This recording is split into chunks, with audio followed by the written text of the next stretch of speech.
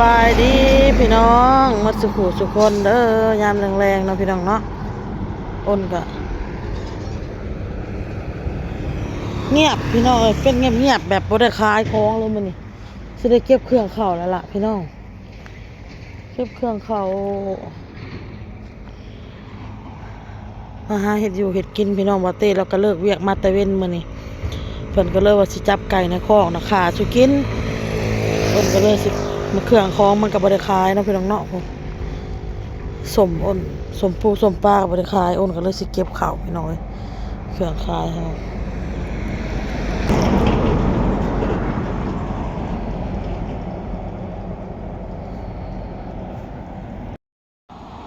สมวยมากบ่จักพี่น้อง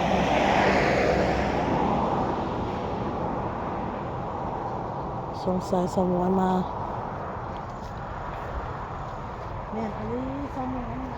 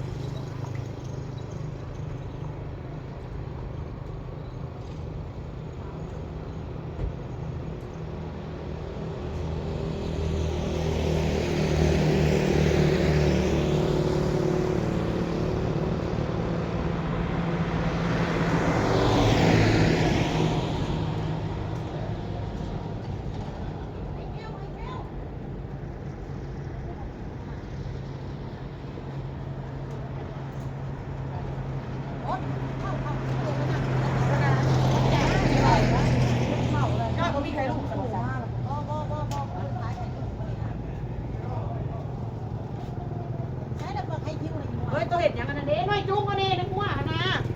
เฮ้ยเดี๋ยวเก็บเข่าแล้วมาเปล่าเก็บหัวเอาไปขายขายเท่าไหร่สบายดีเนาะเอาไปซื้อของสบายดีขายเลยอันหาพันโอ้ย4,000ก่อนเอามาเดี๋ยวนี้โอ้ยไม่โอ้ย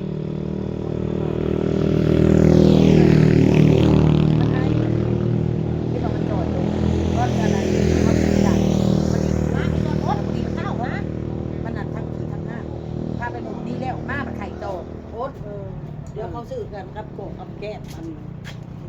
แก้มกับอันเอาก่อนส่วนราคาเขาวันนี้เอาเบียร์ขายเป็นแค่ข้าวเราเอามาแพ็คหนึ่งเลยบ่ประหยัดได้ทุกชิ้นเนี่ยให้มันไม่เอาให้มันร้านไม่หนึ่งไม่นั่นแหละไม่นั่นแพ็คมาเลยป้าเอ้ยเอาเมื่อมีคนเมาเมื่อเห็นยังกันเลยเรามาจะใช้เครื่องทำคือเป็นว่าบาลามอ้าวกู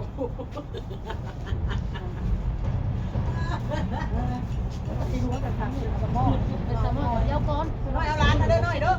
ป้าจะมาเป่าด้วยหาน้อยมันมาแต่เป่านั่นไงพ่อแม่ร้านของพ่อแล้วเอาเจลใส่ใส่ไหม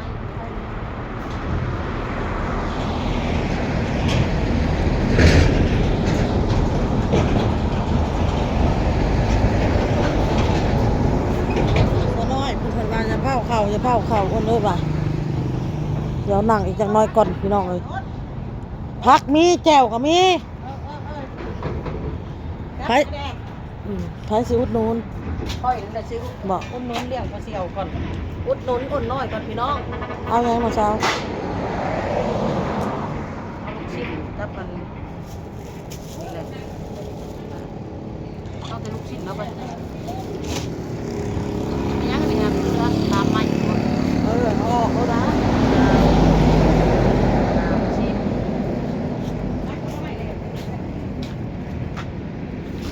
ใส่จานอันค้างก่อนไปแล้วเอาเจลเลยเอาไม้ออกจากไม้แล้วใส่จานหนึ่งเอาไปวางคนชื่อเอาอะไรแซ่บผสมกระตอ40,000อันนี้บ่ห่อเท่าไหร่10,000ครับย่างเด็ดสิอุ้ยไปซื้อข่อยกินผสมปลาตองเอาใส่จานมาก็ได้แต่เอาใส่จ จ้าเอาจ้าก็พักก็เดี๋ยวละทิศพันเป็นว่า เก็บของเขามาแล้วเรียบร้อยพี่น้องเบิ่งบ่เต้เพิ่นสิครัวไก่เพิ่นจับไก่ผู้บ่เฮ้ย ต้มเริ่มกันสบายดีน้องสบายดีไอ้กูอ้วน ข้างหม้อแล้วนี่สิเฮ็ดกิน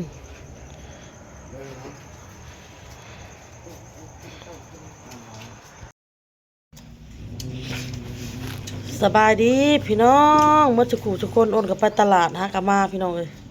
มากินข้าวกับบ่าวตาถับน้องบอลน้องออโต้พี่น้อง สบายดีน้อง ตาถับกับผมยาวแล้ว ไปตัดผมเนอะ ไปตัดผมตลาดเด้อกินข้าวแล้วกันไปตัดผมนี่บอก เราจะไปตะว่างนะผมเห็นรถ เอากระย่างไปเอารถอยู่น่ะกระย่างออกไปมันสิไกลสั่ง ยังไม่ อ้าว เห็นจะเอา กูจะไปใส่กูขายเครื่องอยู่หน้าห้านน่ะกูจะไปใส่กูก็ขายเครื่องอยู่หันออกไปเอารถสับไปตัดผมน่ะบ่ได้ฮอดพ่อชั่วโมงพี่น้องเอ้ย20นาที30นาทีก็แล้วเลยเมียโตละมื้อใดมา ผมไม่หอ บ่ฮู้เอาคือว่าบ่ฮู้ไปโทรหากัน มีโทรศัพท์ เมียบ่มีโทรศัพท์โทรกับเพชรน้อง ไปโทรนะ อีน่ะไปเฮ็ดเวียกอยู่ไสได้อีแสงน่ะดูทางพี่เว้า เพื่อนนะ อ่ะบ่ได้ไปเฮ็ดเวียกบ่ซั่น ได้ยินมันขึ้นเวียงตะโดนจะเป็นขึ้นเถอะมึงง่วงเลยโทรลงข่าวนะเรื่องไม่ ตัวไปอยู่นำเขาบ่ก็หลายเดือนเป็นเดือนน่ะบ่ฮู้ ฮะมึงง่วงอยู่เพื่อนนะเห็นอยู่เพื่อนรถเจ็บไปเที่ยวมาเวลา เป็นเดือน2เดือนแหละข้าวเบื่อค่ะ กดมันเนาะ ซื้อหมักมี่ไปตลาดพี่น้องซื้อหมักมี่มาเพราะว่าไก่เมื่อคืนนี้ย่างอยู่ครึ่งหนึงมาจีดเพิ่นจงเมียนนะพวกเนาะก็เลยเสียนั่นแหละสิอ้อมมันไก่ใส่อันหมักมี่แล้วก็ใส่ผักคะพี่น้องเอ้ยเมื่อวานเนี่ยเก็บเครื่องเก็บของเข้ามาป้าพี่น้องเอ้ยเฮาเฮ็ดน้ำเจ้าที่เฮาก็เฮ็ดนำเพิ่นเนาะเฮ็ดคือ FC เพิ่นแนะนำก็ยังรู้สึกว่ายังเงียบอยู่มื้อนี้ออกไปขายมื้อนี้เฮาก็สิเฮ็ดคือเก่าหั่นล่ะพี่น้องเอ้ยเฮ็ดคือเก่าเฮ็ดกูมือเจ้าที่เจ้าทางเพิ่นได้กินนำเนาะเครื่องค้าเครื่องขายเฮานะคือโอนขายปีกไก่นี่โอนก็ สวัสดีพี่น้อง ไข่เป็นไข่โตนเรื่องเขาก็เลยโตนมากซะจ้อยมีเงินมากเป็นไข่ดุเลยเปลี่ยนเลยเปลี่ยนนะ เปียกก็ไข่เห็ดยังมีเปียกไข่เป็นเป็น เอ้าไม่เท่ากัน มีแต่ไข่มีแต่โซ่อยู่นะคะ ชีพจรเราลดเนาะลดเลยนะ มีสิบยอดยูทูบคน ลดประกวดบายฮอนหมอประกวดเขาอย่างว่าชีพจรเราลด สิประจรรุดตั้งทรงรุดมันบ่มีดอกสิประจรรุดนะ อ้าวผมมองว่าวันนั้นนะ สิประจรรุดก็คือตั้งทรงรุดนั่นล่ะวะแม่นล่ะวะ สิประจรรุดตะทาง ว่าตามมองว่า ตะทางจักสิเอาใดๆสิเฮ็ดเวียกอยู่ไสยังบ่ฮู้พี่น้องได้ยินแม่จีดว่าสิไปเฮ็ดน้ำอาจารย์ว่ะ เอามันให้เรากูก็ว่าตามมาเลยเนาะมันเราไอ้หน้าสิไปให้ไปเที่ยว ตั้งใจเด้อกูสิบอกให้ตั้งพุกตั้งใจหาเงินหาคำทำเอ้ยซุมื้อนี่เงินเท่านั้นที่จะอยู่รอดสิบอกให้บ่มีเงินก็สับตายพุ่นแหละ ไข่ไข่เห็ดกิน เพราะว่าซุมื้อนี่เฮ็ดหยังมันก็ต้องใช้เงินพี่น้องเอ้ยคือในนี่แหละเครื่องค้าเครื่องขายอุ่น มันบ่ได้ขายก็ได้มาให้ครอบครัวกินน้องนุ่งกินแม่กินลูกหลานกินพี่น้องเอ้ยเก็บเข้ามากินน้ำแน่เครื่องค้าเครื่องขายมันก็ขายบ่ดีพี่น้องเอ้ย คือทาเลนต์หลอกขายนะ บางทีก็คิดไปคิดมากก็อยากเว้าคือตาถ่ำนี่เฮ็ดสลอกสะเล่งพี่น้องเอ้ยผู้เอาไปจอดอยู่คิวรถพุ่นหลังจากเฮ็ดจะสะเล่ ค ง นแบบให้เวียกก็สร้างก็อย่างที่แวะเข้าไป นั่นแหละไปหลอกขายแบบนั้นเอาเฮาต้องไปหาลูกค้าเอานะบ่ต้องนั่งถ่ายลูกค้ามาหาเฮา ผมมาหาเลยแล้ว ไปกับเจ้าเอาบ่เฮาก็ทอดปีกกอกปีกไก่เฮ็ดจอกเฮ็ดจาบน้ำแหน่และลูกศอกลูกชิ้นน้ำ แล้วก็เฮ็ดส้มตำขายสิซาเล้งเนาะ พร้อมใช้น้ำแข็งดอกM100เป็นนะ ผมซื้อ เอ็มหลอกเอ็มร้อยน้ำยังก็ใส่ซาเล้งหั่นแหละกระติกน้ำแข็งน้อยๆหั่น ได้กันแบบนั้น ทางดีแต่เขาจะรับจ้างก่อสร้างก่อนนี้เขาบ่มีเวลาเอาไปซื้อน่ะนั่นน่ะ นั่นแหละ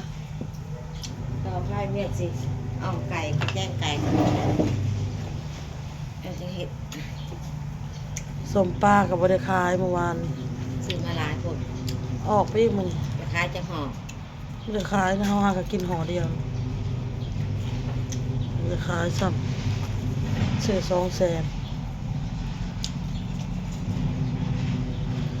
มันหมดไปน้ำเครื่องนี่แหละซื้อมาแล้วมันบริขายแล้วเขากินเองมัน ดูไก่ มันลดบ่เห็นทุนเห็นกำไรอีหยังมันแต่มันได้กินนะพี่น้องเอ้ยมันได้กิน อันนี้ก็ย่างคนนี้ไปขายอยู่บ่ซื้อบัญญัติคนนี้หรือว่าตอนนั้นก็หลายอยู่ ขายเด้เมื่อคืนนี่ก็ได้ออเดอร์จากพี่เลี้ยมพี่น้องเอ้ยเมื่อคืนเนี่ย200 บาทพี่น้องพี่เลี้ยมเพิ่นอุดหนุนแม่น้อยเบียร์แม่น้อย100พอวัน100โอน200พี่น้องเอ้ยพี่เลี้ยมเพิ่นให้ขอบพระคุณหลายๆขอบมุกขอบใจหลายๆเด้อพี่เลี้ยมเด้อได้ก็พี่มาเอาลูกศอกลูกสิ้นแล้วเมื่อคืนเนี่ยเอาออกไปกินอยู่ค่ะเอาไปแก้มอยู่ค่ะ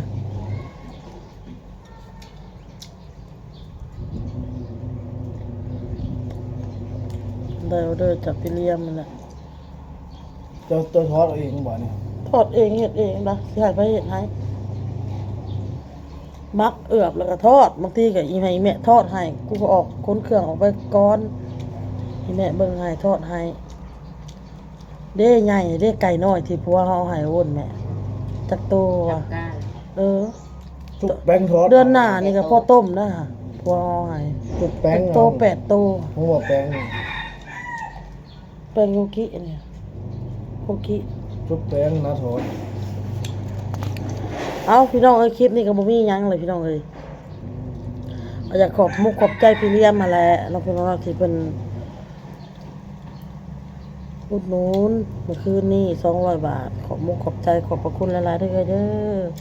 ให้สุขให้มานให้ร่ำให้รวยถูกหวยรวยเบอร์เฮงๆปังๆขอบพระคุณมากๆสุขกายสุขใจสุขภาพร่างกายแข็งแรงขอบพระคุณหลายๆพี่น้องก็ขอบมุกขอบใจ FC มาทุกคนเด้อพี่น้องเด้อที่เข้ามารับชมรับฟังเนาะก็ขอให้ FC มาทุกคนก็มีสุขภาพร่างกายแข็งแรงเช่นกันเด้อขอให้มีแต่ความสุขความเจริญถูกหวยรวยเบอร์เฮงๆปังๆเช่นกันขอบพระคุณหลายๆที่เข้ามาเบิ่งคลิปให้พี่น้องเอ้ยเสียหายแจวแล้วก็เสียเอาลูกชิ้นออกมาเสียบคนก็ได้ เตรียมของออกไปนี่แหละแต่ละมื้อพี่น้องเอ้ยบ่ได้ขายก็ออกไปขายสู่คือเก่าเฮ็ดคือเก่าอย่างหน่อยเฮาก็ได้มาให้ลูกให้แม่กินให้น้องกินพี่น้องเอ้ย เข้าไว้นะเอาไว้ละ นะปุ๊บ บ่ ลาแล้วพี่น้องคลิปนี้ก็ได้สบายดีพี่น้องบ๊ายบาย เจ้าบ่ กินได้ไหมแม่